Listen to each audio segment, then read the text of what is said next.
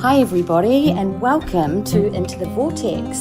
We are very excited to bring you episode 3 today, and this episode is going to focus in on self-sabotage.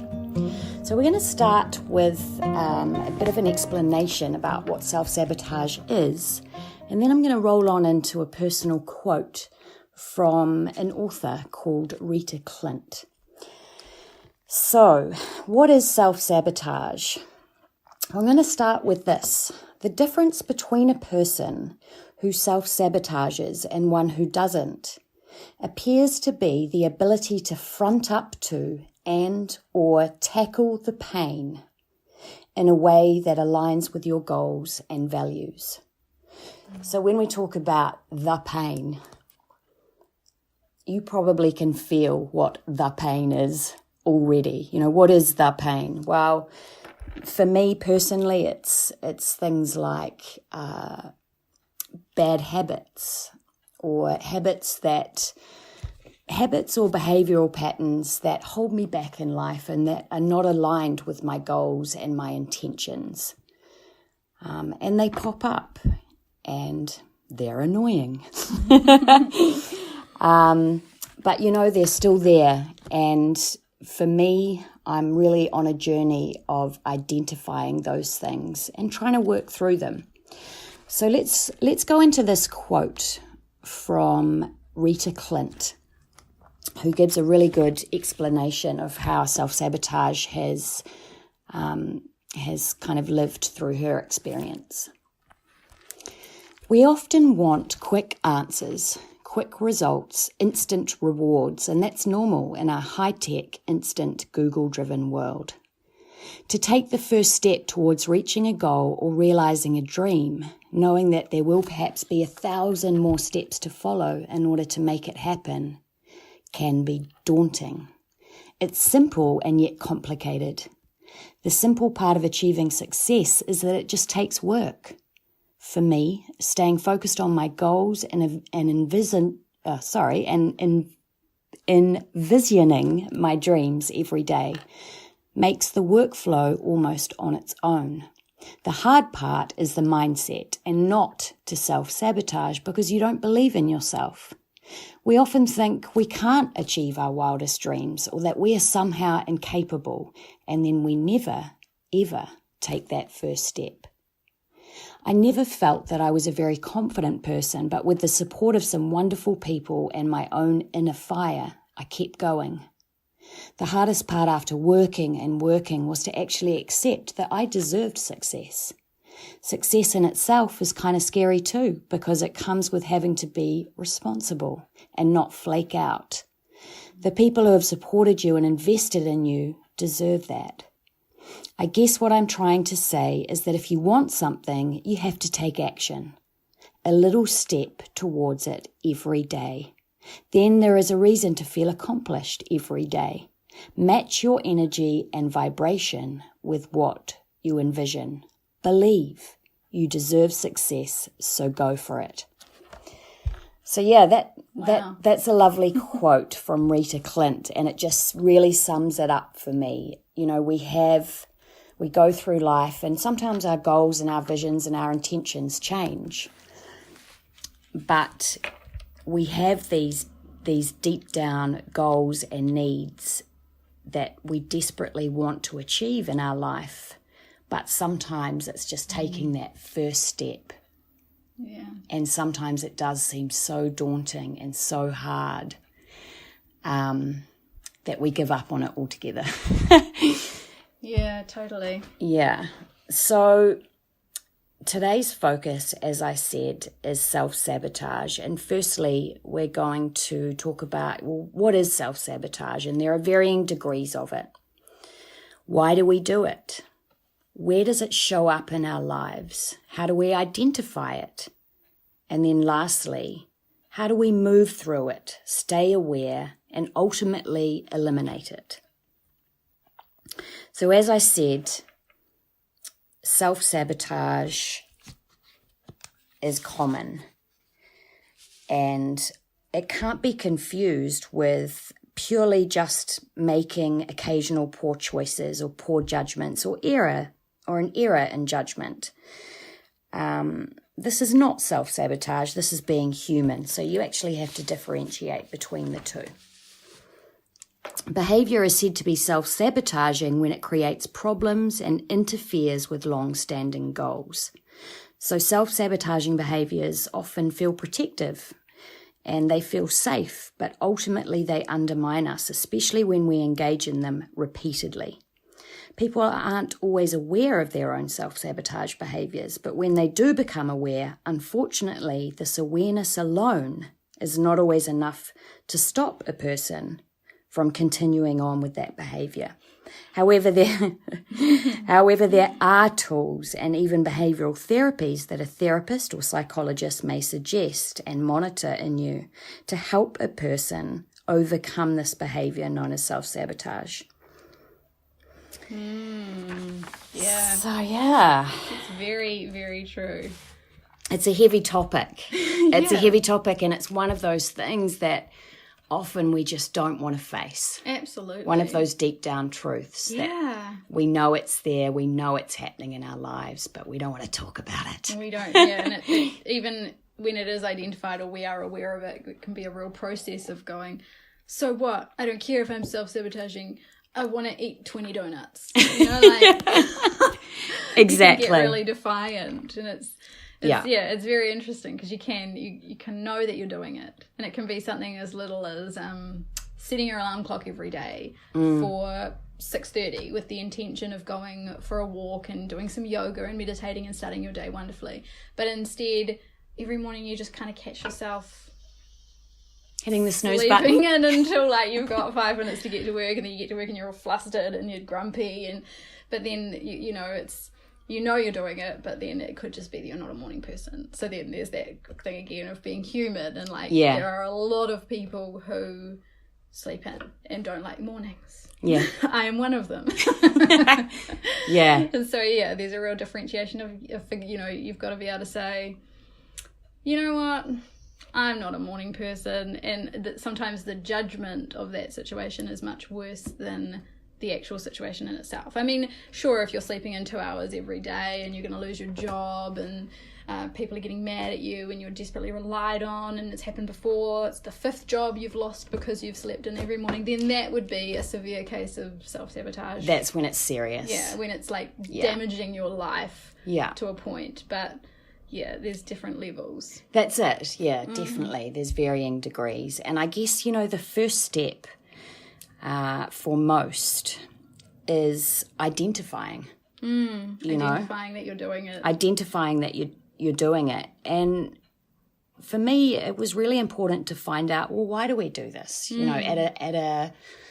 At a deeper level, like what reasons, why, what causes it? What causes it? What causes it? So from the research I did, answering the why is pretty simple. Our brain is hardwired to avoid pain and seek out pleasure. Yeah. So to avoid pain and to protect ourselves. It's like pain can come in so many different forms as well. Yeah. So it's a primitive, hardwired need in us. So believe it or not, every single thing that we do has a good intention. Yeah, we're trying to keep ourselves safe. Exactly. We're trying to protect, stay calm, stay safe. So, when I was reading about this, a really good example of this having a good intention was, smoking. Even a smoking addiction comes from a need to avoid pain and seek out pleasure. Because, if you're smoking for, relieving anxiety or stress, it's almost like seen as you're doing something nice for yourself. Yeah. You're like, I don't want to feel stressed, so I'll do something nice for myself and I'll relieve my stress by having my cigarette. Exactly. So and then, of course, with sense.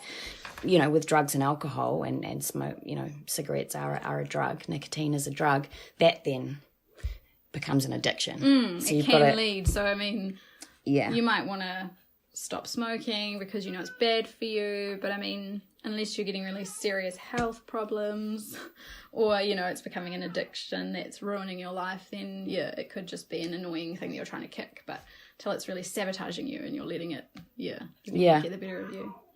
So it's interesting, the intent is good, but the result can have a very, very negative impact on our lives. And I guess another clear example of the why is, for example, if I have an intention to get fit. So I've got a nice, strong, healthy intention. It's the beginning of the year. I'm going to get fit because fit people feel good and feel well, and they achieve more in life. They have glowing skin. But in the past, perhaps I've had 1 or maybe 3 or 4 specific times that my brain can clearly recall where I have associated pain with a fitness activity. So I associate pain with following through on this particular intention. Without even giving my brain a chance to debunk this whole association for the greater good of my life, I might just automatically invent an excuse. So this process is going on at a subconscious, hardwired level before I've even perhaps got out of bed in the morning. This whole process is going on in my brain. That rain's going to, it might rain, or that hill's going to hurt my feelings.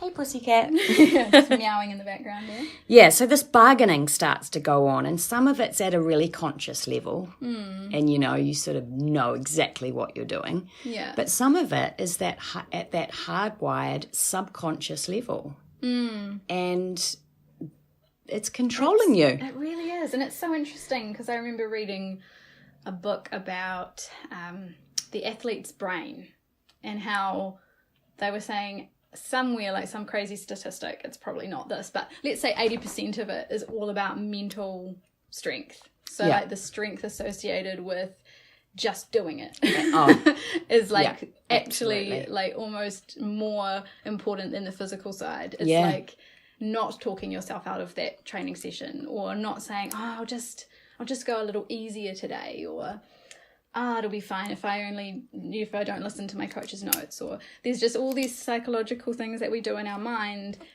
to convince ourselves that it's okay. And it's like, that's fine, you don't actually have to do it. Or there's the whole, what's the point, you're never going to get anywhere anyway. You're not actually going to be the best, so don't bother. Yeah. So there's preventing that as well. There's preventing physical pain is one side, and also preventing emotional pain is the other. So you're just like, I'll look like an idiot if I do a marathon. I'll come last, All this like, crazy stuff going on in the mind. Until we settle on sitting in front of Netflix, just relaxing and staying safe.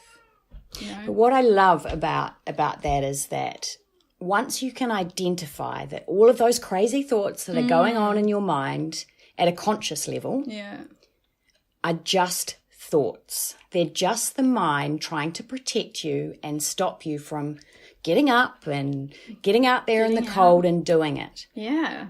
So rather than bargaining and buying into all of those thoughts, this is where that fantastic Nike slogan comes in, just do it. Okay, thoughts, I'm not listening to you. I hear you. Well, I hear you. I hear you. I hear you, but I know that you're not telling me the truth. Yeah. So I'm just going to do it. There's no actual danger in going for a walk. I mean, this is a perfect example of where you can write a pros and cons list. Yeah. It's like, what are the real dangers, benefits outweigh, versus... Absolutely. I just think at that point where you've got this intention and you want to follow through with it, and automatically your brain goes into protective mode, that is when you need to disrupt that association. Yes. Tony Robbins calls it disrupting the association. And instead of associating that fitness activity that day with pain, actually just do it. Just do it. And pros and cons is fantastic, because if you look at that from a bird's eye view, the small amount of pain that day is going to lead to a much bigger feeling of pleasure. So... Absolutely. Yeah. And that's, where journaling can help. So if you actually say, no, I'm not going to listen to the thoughts, I'm just going to do it. Because I've already decided that this is going to be better than not doing it. So then once you've done the run or the yoga class, you can sit down and write how you're feeling. And you might write, I'm so glad I got up. Or you might say, no, my knee was genuinely sore. I probably shouldn't have gone for a run. But you'll have that information. So you'll learn when you're self-sabotaging and when you're genuinely, in pain or not well or whatever the reason is. Yeah. Absolutely. I love that whole idea of action. Disrupt the association, get up and just do it. I love that. Yeah, just do it. And that can work for so many things, can't it? Even just to change your mindset, change your vibration. Yeah, you can change your mind at any time. But when you look at this cycle in the light of day, it just becomes more and more clear how self-sabotage is so rampant. Yeah. Because so many of us act on our hard wiring or we act on that conscious bargaining that's going on. I don't really need to. Oh, it'll be okay. Oh, so it's too cold. So many of us are acting on that. And that's understandable because we're hardwired at a primitive level, to survive. We're hardwired to breathe and then at the next level to eat and sleep. So it's totally understandable. But some of our primitive hardwiring is actually harming us if it turns into self-sabotage. So we've got to become aware of it. Awareness is key. And then disrupt it. Because, that ultimate feeling of a stress response coming from something that you may or may not want to do or something that scares you. Fight and flight is the first sort of thing that your mind will try and do. And a lot of us don't just dive in and fight the problem. We run away. Yeah. Because it's something that's scary or hard or will further us or challenge us. And instead of maybe looking like an idiot or embracing the learning process or facing negative critiques, we'll just try and find a way out of it. It could be anything. Like some people can make themselves physically ill to get out of doing something scary. Yeah. Like before show nerves and stuff like that. It's like your body's trying to get you the hell out of there because it's scary. Yeah. And so it can happen in multiple ways. And so it comes right back to that primitive need to protect yourself. Yeah. And not get out of your comfort zone. So your lizard brain thinks it's helping you. It really thinks it's doing you a solid because, your palms are sweating, so something's wrong. Yeah.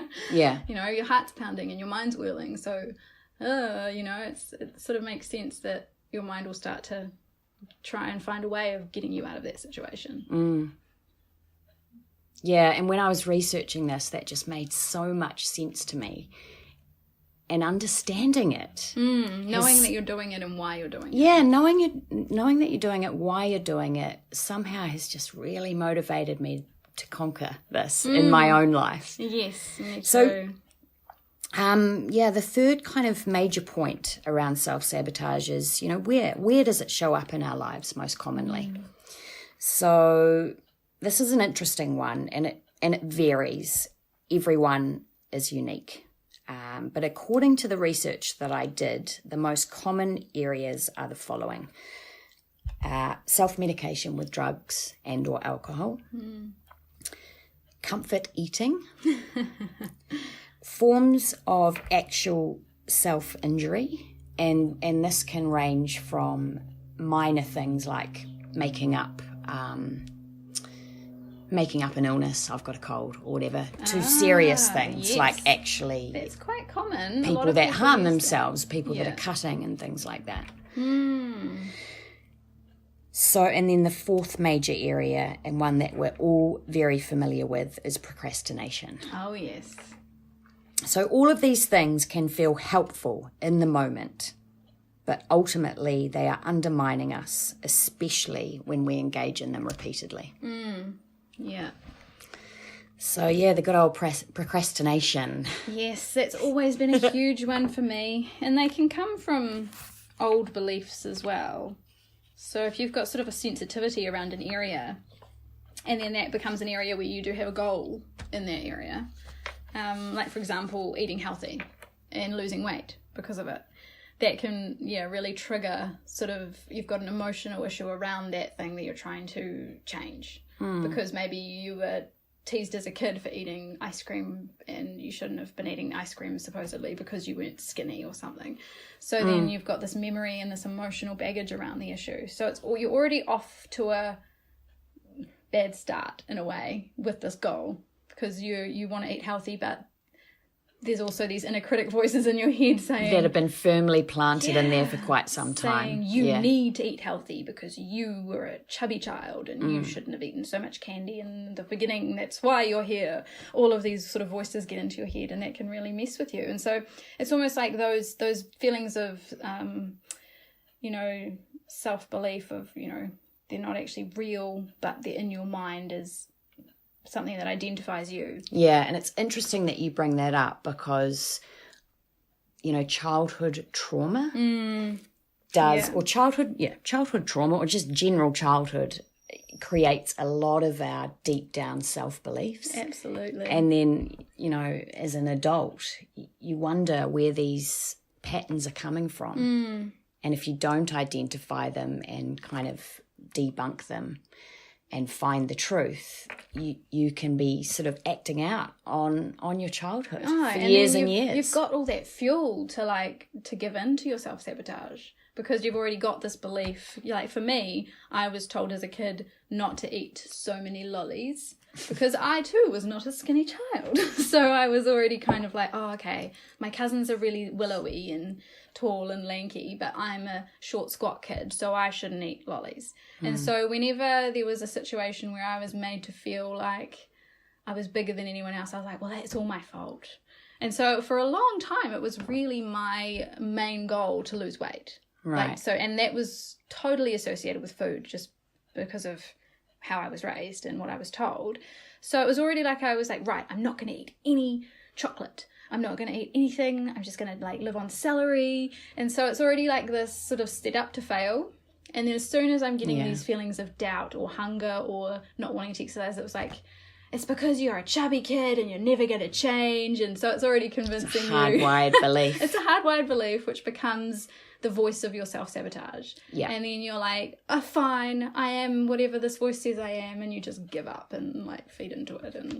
And that can be huge for so many people. They've got these beliefs and that's proof to them that it's never going to work anyway. And so they'll throw up their hands and just give in. And I wonder, why do we hold on to those things? Because as a rational being, as an adult, it's ridiculous to hold on to some story that was told to you as a 5-year-old. Absolutely. Why do we do it? But again, it comes back to, well, we do it because it's familiar. It's all we knew as a child. And so we hold on to that familiar kind of feeling. It's somehow comfortable.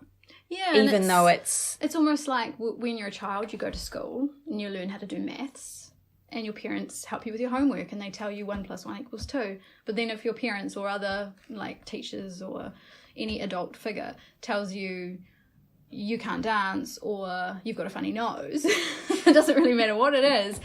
It's like you're at that age, you're just soaking it all in and believing what you're told. Yeah. So it's really like, okay, these are truths. All of these things are just as factual as 1 + 1 and it's 2. really difficult, even in your rational mind, to disassociate from them. It takes years and it takes a huge self-reflection to go, that was just someone else's opinion. Yeah, it's not actually the truth.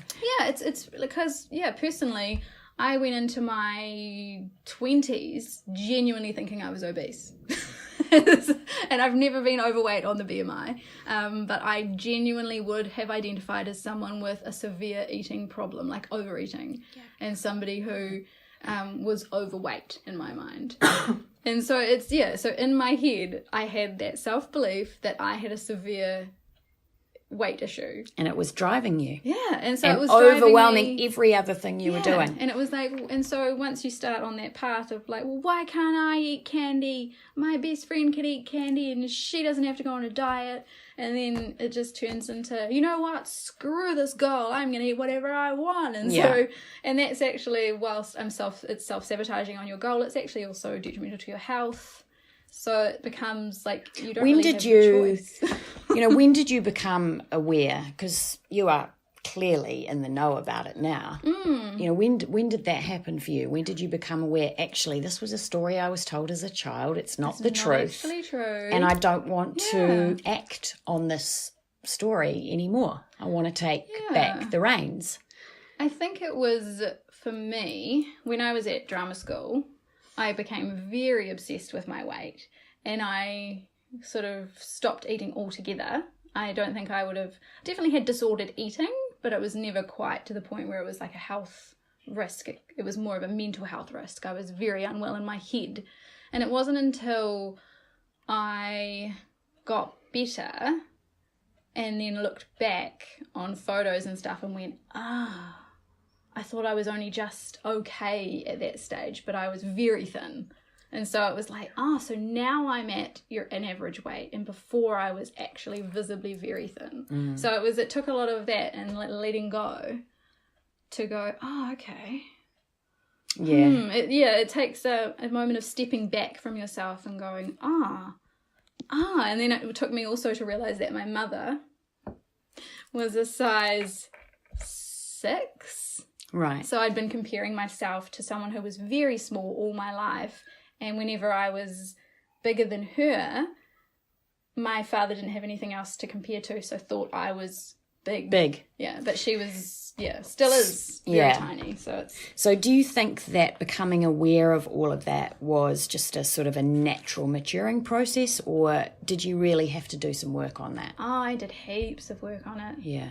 Yeah, I had to do quite a lot. And I still, every so often, will slip back into thinking, I'll be better when I'm thinner. Yeah. And it's like a constant... Just one of the biggest lies that we're fed through the media, isn't it? Yeah. I'll be better when I'm this. thinner. I'll be better when I have this outfit. I'll be better when I'm in this group of friends. And it's a constant, and I'm like, no, I'll feel better when I exercise regularly. And that's really what I have to keep coming back to constantly, is like, I don't exercise to be thinner. I don't eat well to be thinner. I exercise and eat really well to feel good in myself. And that's really what it actually comes to. So that's such an incredible example of working through an area where you've been actually self-sabotaging in your life. And it took me a really long time, but now when I eat something like a treat, it's not because I'm not allowed it. It's really because I like dark chocolate,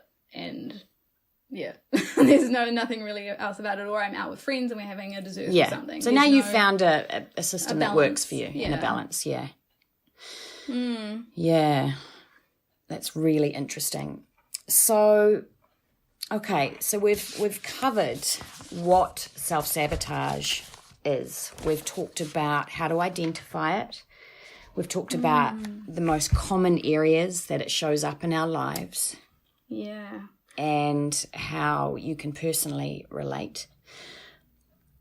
Lastly, we want to discuss some of the tools that are really effective in dealing with this behaviour in our everyday lives. So like we've already said, there's varying degrees of this behaviour, and if they're serious and they're having a seriously negative impact on your life, then, our best suggestion would be to take serious action and seek out professional help.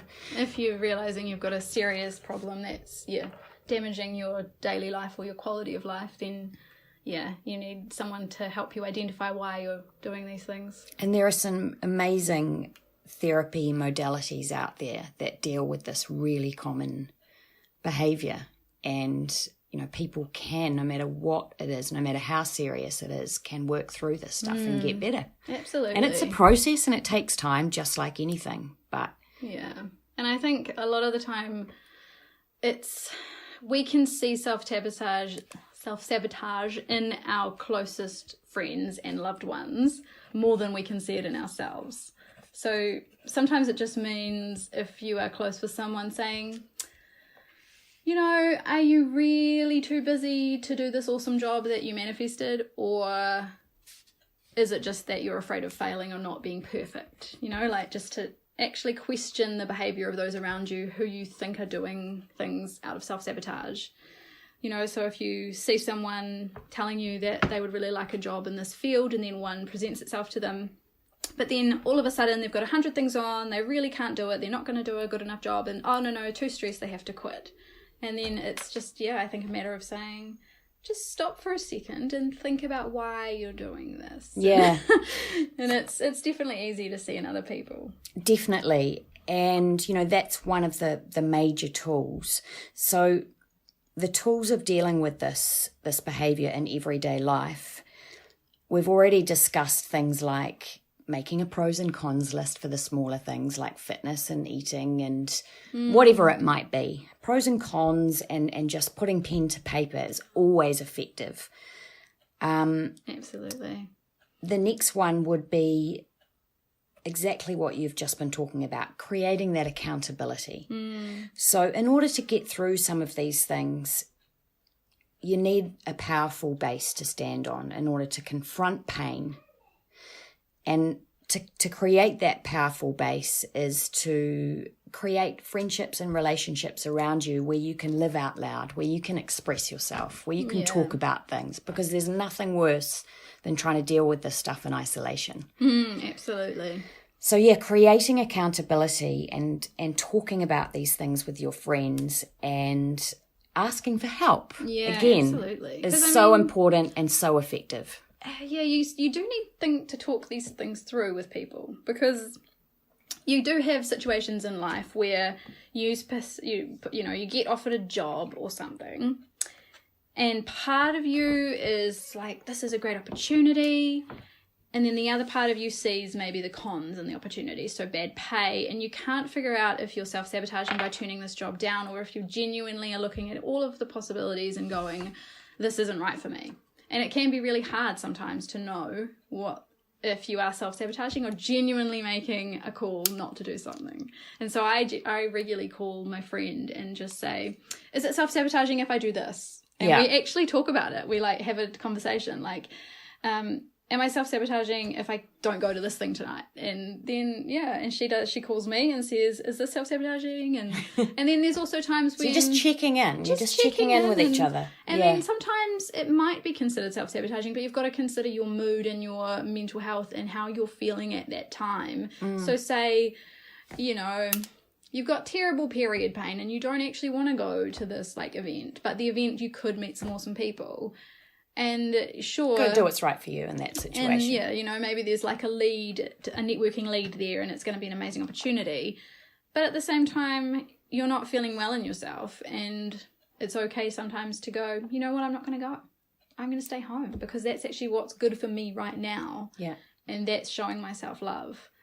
And it's not necessarily self-sabotage, but the most important thing to do in those situations is not judge your decision and not beat yourself up, because that can lead to more anxiety next time around. Yeah, and that's definitely one of the next, tools is once you become aware of this, once you've identified it and become aware of it, the last thing you want to do is buy into the shame monster. Oh man, I can't believe I've been doing this. Oh, I feel so guilty. Oh, how shameful. Oh, I never want to tell anyone about this. I'll keep this one locked away. Yeah. Any feeling or any behavior that you isolate away, keep to yourself and repress gets stronger. Absolutely. It gains in strength.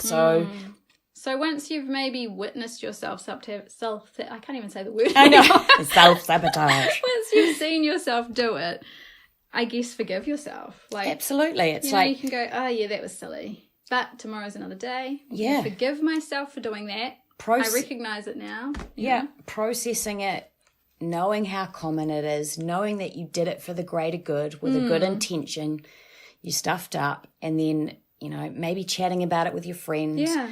And then forgiving yourself and starting over. That is so essential, because guilt and shame just make everything worse. Just make everything worse. Yeah, so those are definitely some really important tools and have absolutely helped me. The areas in my life where I've done this, I very much hid away and very much kept to myself. I didn't really think anyone else did it. But as soon as I opened up about it, and, felt a commonality with another person, and it became something that I could work on and manage. Yeah, that's why I love, I always think of Girls, the TV show Girls, when I think of self-sabotage, because it's so great. It's like 20-something girls 20-something-year-old girls in New York, and they're just going through life stuffing stuff up and making mistakes. And it's Being just human. Yeah, absolutely. And Hannah, one of the lead, I guess you'd say, she is just a queen of self-sabotage. She's just fantastic. She gets all these amazing opportunities. Like at one stage, she gets a book deal. She's a writer, and she's been just like working as an intern, and she gets this amazing book deal opportunity, and she somehow just stuffs it up. Like she just finds a way. She psychs herself out so she can't write a word. She's been writing steadily for years, but she cannot write a word. And then she wants to give back the advance because she can't write anymore. She's officially unable to write. And then she ends up in A&E because she gets like a splinter in her bum because she's procrastinating. You know, just shit just keeps going wrong for her. Self-sabotage is an amazing opportunity at writing school just because she's being stubborn and won't take feedback. And it's all of these things. Like you can do it in so many ways. Like when you're putting yourself out there creatively and you refuse to take feedback and you're just like, well, shut up, what do you know? And then you throw your toys and walk out. And that's another form of self-sabotage. But yeah, I just love it. Like all through this TV show, I think there's 6 seasons, it's finished now. But you just see her just completely throwing shit away. And you're like, oh my gosh, I can relate to this so much. Oh no. But you do see her grow out of it. And it's fantastic to see because that's something that's so prevalent in, you know, early 20s. But fantastic example, if anyone wants to know what it looks like from the outside in, go and watch Girls, seasons 1 to 6. Yeah, I mean, it's definitely a mystifying and powerful behaviour pattern that has like an unmeasurably huge effect on our lives and the trajectory of our lives. I always stuff that word up. Too much coffee. And it's one that it's so worth becoming aware of it. So if you're experiencing this, you are not alone. Pursue the truth. Open up. Find the truth. Find where you're doing it and choose to heal. Yes. Thank you so much for joining us today on Into the Vortex. We hope that you've found this really helpful. We're soon going to be having our show notes on our Facebook page where we'd love to get your comments and questions. So do communicate with us, and we look forward to bringing you episode 4. Indeed. Thanks for joining us, guys. See ya. Bye for now.